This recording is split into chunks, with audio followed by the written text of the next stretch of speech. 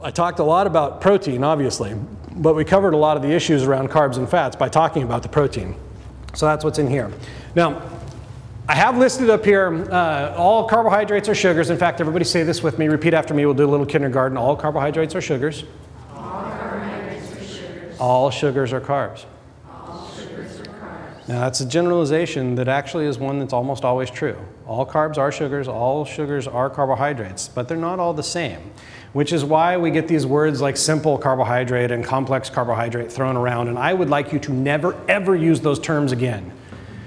Seriously, because they cause a lot of confusion. Those terms are pulled from chemistry, but they have no practical application in your nutritional life.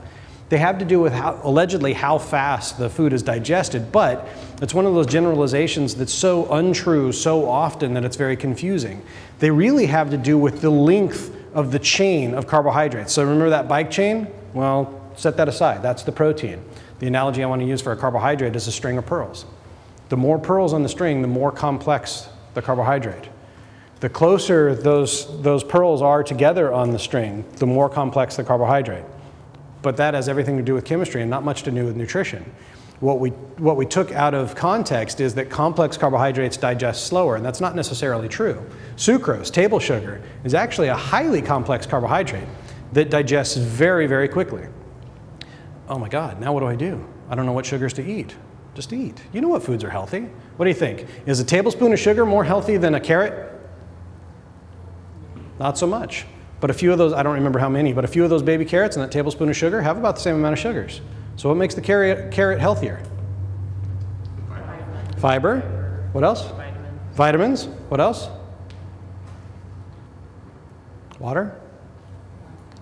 Hasn't been processed. There's not really much evidence to suggest that processed sugar is necessarily a problem. There's not really a chemical residue, but can we all agree that it's probably a good idea to eat as unprocessed as we can? I think it's probably a good idea. If nothing else, you know, nature's pretty good. We don't have to mess with it most of the time. We don't have to. If you can get away with not doing it, why not? All right, so I would like you to not use these terms anymore. What I want you to think about when you think about carbohydrate sources of food, I want you to think about how long is this food going to keep me satisfied? Where does that start? Does that satisfaction start in your stomach? So it's that practical application side. Really, seriously, where does it start? In your mouth. Before that.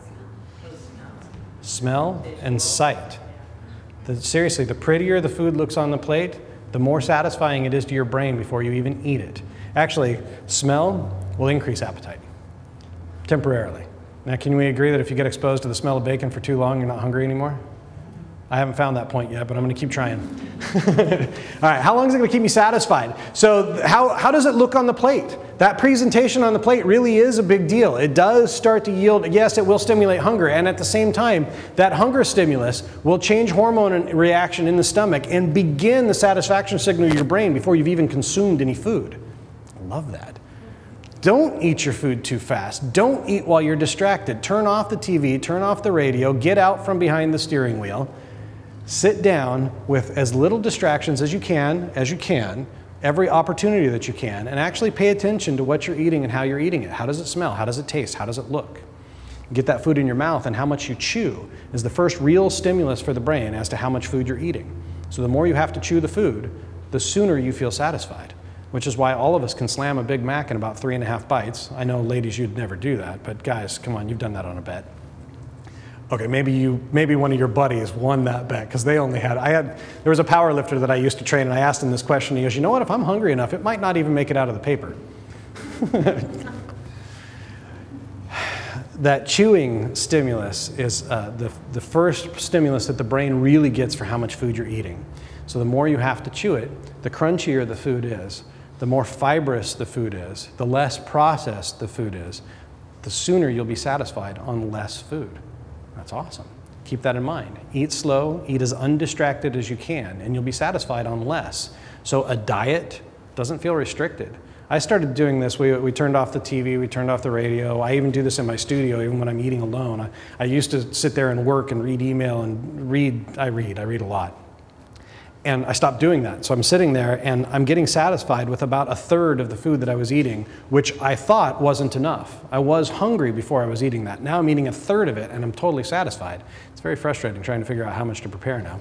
I've got so many leftovers. All right, so how are we using carbohydrates? I talked about this. The body's first priority for carbohydrate, for food in general, is energy, especially the central nervous system. Your brain has to have carbohydrates. It cannot use any other energy source. Glucose is the only thing it can use. So the body will convert other things into glucose, including your tissues into glucose if you don't eat enough. You have to eat enough. But carbohydrates still have 4 calories per gram, including the carbohydrates in that beer that you're thinking about having about now. And then there's the alcohol calories, about 7 calories per gram. Think about that. The average 6-ounce glass of wine is about 150 calories. Any of you ever actually measure out 6 ounces of wine when you have a glass of wine? I feel so deprived every time I do that. Because I've got these big, beautiful red wine goblets, and 6 ounces just looks so sad in there. But I sip it and enjoy it, and it's good. All right, and we talked about this word is satiety. You probably learned it as satiety. Especially fiber-rich foods yield a whole lot more satisfaction because you have to chew them more, but also they take up space in the stomach. They actually expand in that acid environment, so you get more stomach distension or stomach stretching. Plus, the body doesn't know that it can't digest fiber, so it tries. So food stays in the stomach longer. All the food that you ate with that fiber stays in the stomach longer and moves through the digestive tract slower, so you stay full longer. Eat fiber. Do you know how many grams you should be trying to get in a day? 30. Ooh, man, that'd be ambitious. Generally speaking, about 20 to 35. I usually use the number of 25 grams a day. Now, if you're nowhere near that now, don't jump right into it. I promise you and everyone in your life will be very unhappy. Okay.